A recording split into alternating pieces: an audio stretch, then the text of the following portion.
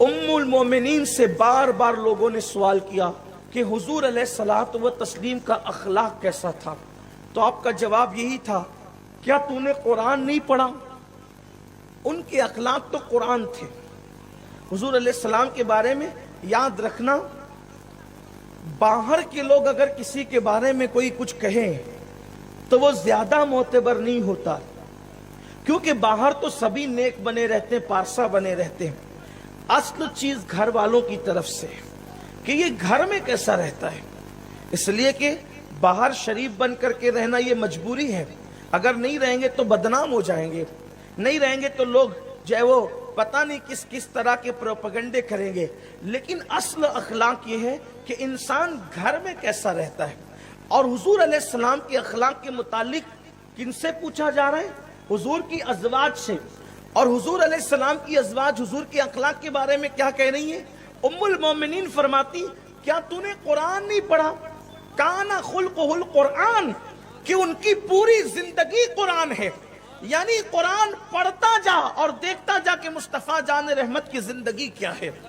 अब यहां पर थोड़ा सा हम आगे बढ़ते हैं। अल्लामा इमाम शेख उमर शहाबुद्दीन सोहरवर्दी रहमतुल्लाहि ताला अलैह अपनी शोरे आफाक किताब अल अवारिफुल मुआरिफ में लिखते हैं कि उम्मुल मोमिनीन ने जो फरमाया कि हुजूर अलैहिस्सलातु व तस्लीम के अखलाक कुरान थे, यानी कुरान ही हुजूर का अखलाक है या हुजूर के अखलाक कुरान में बयान है, तो इससे एक नफीस नुक्ता इमाम उमर शेख शहाबुद्दीन सोहरवर्दी रदी अल्लाह ताला अन्हु बयान फरमाते हैं कि उम्मुल मोमिनीन ने फरमाया कि उनके अखलाक कुरान थे। तो कुरान मुकद्दस के अंदर एक किस्म की आयत नहीं है, बल्कि कुरान मुकद्दस के अंदर जो है वो कई किस्म की आयत है। जैसे मिसाल के तौर पर एक किस्म की आयत है आयते मोहकमात उनको कहते हैं, यानी हम जो कुरान में लिखा है उसका तर्जुमा है आसानी से समझ जाएं। जैसे मिसाल के तौर पर अल्लाह फरमाता है ज़ालिकल किताबु ला रैब फीह हुदल लिल मुत्तकीन, ये वो बुलंद रुतबा किताब है कि जो मुत्तकियों के लिए हिदायत है। तो जो इसका आयत है, जो तर्जुमा है, वो बात बिल्कुल आसानी से समझ में आती है, बिल्कुल वाज़ेह है। इसको कहते हैं आयत मुहकमात।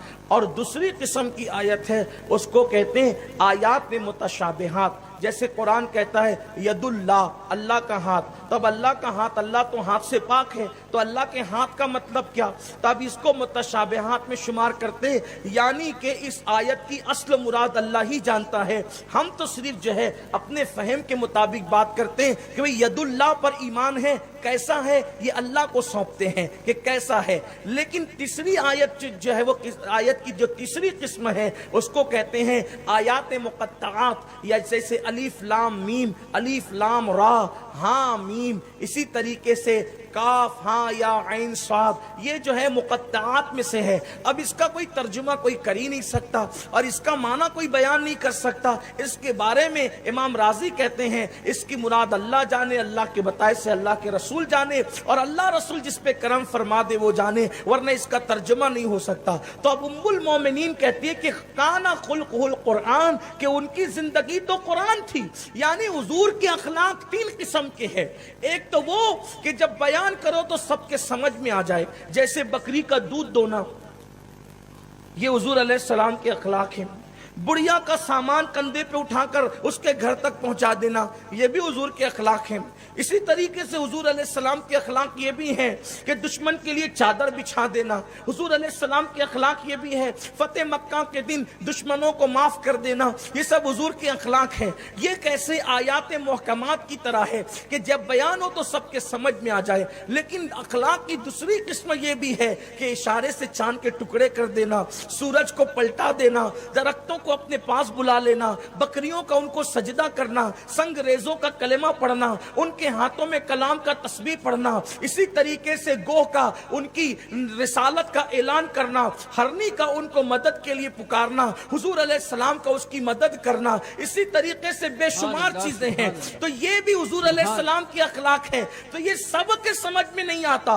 और तीसरी किस्म जो हुजूर की अखलाक की है, गोया के आयात मुक़त्तआत की तरह, जैसे वो लोग لوگوں کی فہم سے ماورا ہے.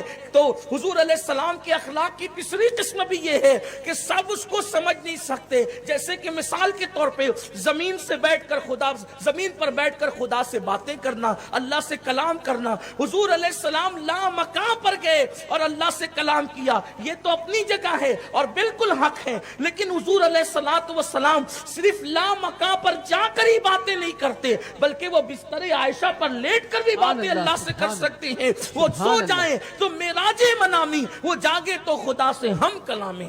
تو یہ حضور صلی اللہ علیہ وسلم کے اخلاق کی تفصیل ہے.